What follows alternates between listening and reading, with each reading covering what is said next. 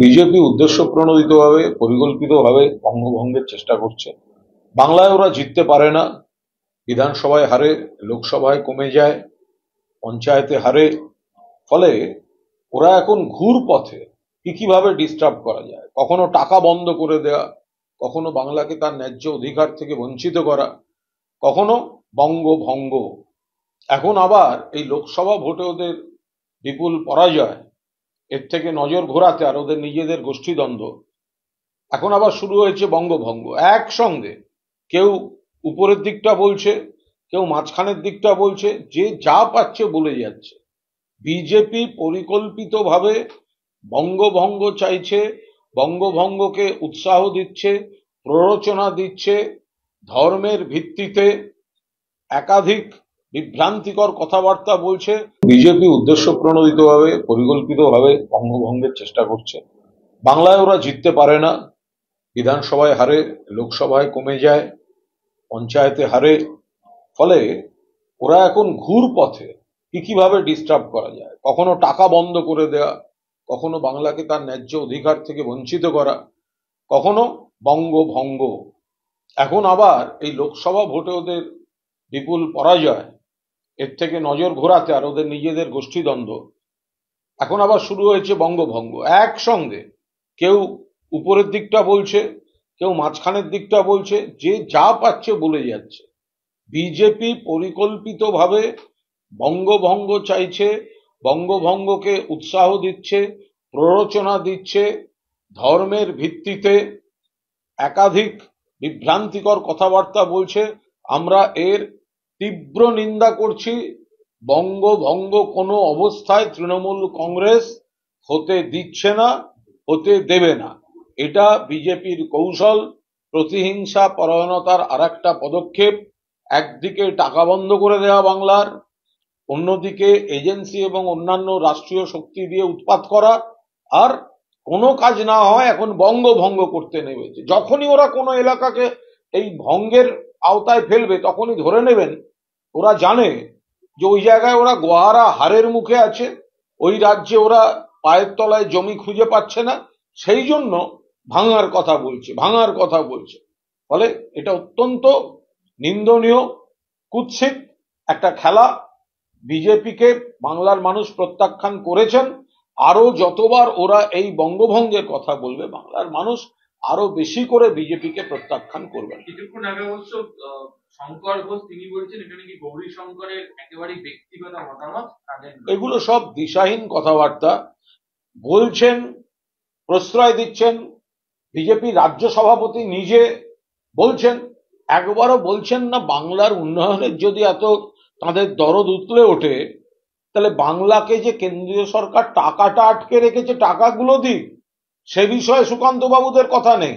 তখন বিজেপির কথা হচ্ছে, দিল্লিকে বলছি বাংলাকে যেন টাকা দেবেন না, বাংলাকে বঞ্চনা, বাংলার মানুষের অধিকারকে বঞ্চনা। এগুলো তো বিজেপির নেতারাই করছেন।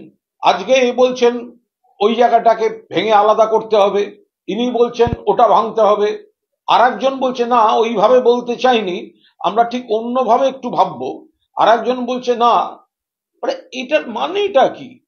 এটা তো নিজেদের ভেতরের উদ্দেশ্যটা, ষড়যন্ত্রটা বাইরে প্রকাশ হচ্ছে, আর বাইরে প্রকাশ হলে গোটা বাংলার মানুষ অসন্তুষ্ট হচ্ছেন, সেটাকে আবার ধামাচাপা দিতে তখন কথা ঘোরাচ্ছে। অনন্ত মহারাজ তিনি একেবারে প্রধানমন্ত্রীর দপ্তরে চিঠি দিয়ে এবং স্বরাষ্ট্রমন্ত্রীকে চিঠি দিয়ে বলছেন যে কোচবিহারকে আলাদা রাজ্য করার কথা তিনি জানাচ্ছেন। ওনার বক্তব্যে পিএমও থেকে চিঠি এইচএর মধ্যে চলেও গেছে, কোচবিহার আলাদা রাজ্য হচ্ছে, মানে এতটা এগিয়ে গিয়ে উনি বলছেন। দেখুন, কোচবিহার বাংলার অখণ্ড অংশ ছিল, আছে এবং থাকবে। বাম জমানার যে অনুন্নয়ন ছিল, মমতা বন্দ্যোপাধ্যায়ের সরকার যেভাবে অন্যান্য সমস্ত জেলার সঙ্গে কোচবিহারকেও পরিকাঠামো থেকে শুরু করে স্কুল কলেজ, সরকারি সমস্ত স্কিম থেকে শুরু করে উন্নয়নের যা যা দরকার, যোগাযোগ ব্যবস্থা থেকে শুরু করে, ফলে কোচবিহারের মানুষ এতটাই খুশি যে এবারের লোকসভায় কোচবিহারের মানুষ তৃণমূল কংগ্রেসকে জিতিয়েছেন আর বিজেপিকে হারিয়ে দিয়েছেন। বিজেপির নিশীথ প্রামাণিক কেন্দ্রীয় স্বরাষ্ট্র দপ্তরের রাষ্ট্রমন্ত্রী হেরে গেছে কোচবিহারে। বাংলার মানুষ মমতা বন্দ্যোপাধ্যায় নেতৃত্বাধীন তৃণমূল কংগ্রেসের উন্নয়ন এবং তার সার্বিক কর্মযজ্ঞের উপর আস্থা রাখছেন।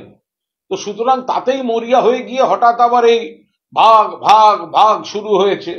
তো কিন্তু মানুষ তো দেখিয়ে দিয়েছেন, কোচবিহারের মানুষ, যে এবার তো তৃণমূল কংগ্রেসের সাংসদ কুচবিহার থেকে বিজেপিকে হারিয়ে, তাতেই তো জনগণের রায় স্পষ্ট। এবার ব্যক্তি স্বার্থে, আই রিপিট, ব্যক্তি স্বার্থে বা দলের স্বার্থে, বিজেপির স্বার্থে কে কখন কোন স্টেটমেন্ট দিচ্ছেন সেগুলো তাদের ব্যক্তি বা দলের ব্যাপার।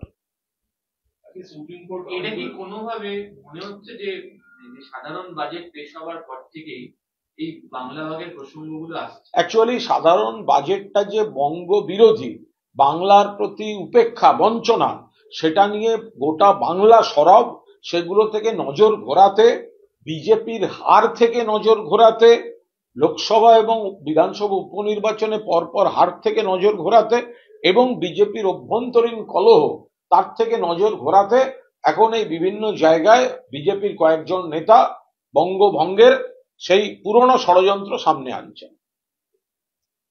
বলছি, আজকে ফিরহাদ হাকিমের মুসলিম মন্তব্যের প্রতিবাদে শুভেন্দু অধিকারীকে ওয়াক আউট করে এবং প্রচন্ড বিরোধিতা করেছে তাদের পক্ষে। দেখুন, ফিরহাদ হাকিম সেকুলার, ফিরহাদ হাকিম ধর্ম নিরপেক্ষ, ফিরহাদ হাকিম দীর্ঘদিন ধরে আমরা তাকে চিনি। তিনি নির্দিষ্ট একটি ধর্ম নিশ্চয়ই ব্যক্তিগতভাবে পালন করেন, কিন্তু তিনি যখন সমাজে আসেন, তার চেতলা অগ্রণীর কালী পুজো, চেতলা অগ্রণীর দুর্গাপুজো, এগুলো এক একটা বড় ইভেন্টে পরিণত হয়েছে। ফলে ধর্ম নিরপেক্ষ ফিরহাদ হাকিম, এ নিয়ে কোনো সন্দেহ নেই। এখন কোথায় কোন সভায় তিনি কি বক্তব্য রেখেছেন, তার কোনো অংশ বা কোনো একটি লাইন তুলে যদি বিজেপি হঠাৎ একটা রাজনীতি করার চেষ্টা করে, তাহলে সেই রাজনীতিটা গ্রহণযোগ্য নয়। আমি ববিদাকে অনুরোধ করব যে সামনে পুজো আসছে, তো ববিদার তো বড় পুজো হবে, হ্যাঁ, চেতলা অগ্রণী, ববিদাকে অনুরোধ করব বিজেপির এই নেতাদের একটা করে কার্ড দিয়ে দিতে, তাদের একটু আমন্ত্রণ করে যে ফিরহাদ হাকিমের পুজোটা ভালো করে একটু ঘুরিয়ে দেখিয়ে দেবে। বলছি, এই বাংলা বাংলা নিশিকান্ত দুটো একবার বাংলা বাগের কথা বলছে, আবার মুর্শিদাবাদের বিধায়ক বলছে এই বিজেপি নেতৃত্বের একাংশ বলছে এগুলো দলের কথা নয়। তাহলে কি এটা বিচারিতা না কৌশল? এটা পুরোটাই বিজেপির কৌশল, বিজেপির চেষ্টা, বিজেপির ষড়যন্ত্র, সেটাই সামনে চলে আসছে। আমি আবারও বলছি, বিজেপি লোকসভায় বাংলায় গোহারা হেরেছে, বিধানসভা উপনির্বাচনগুলোতে হেরেছে,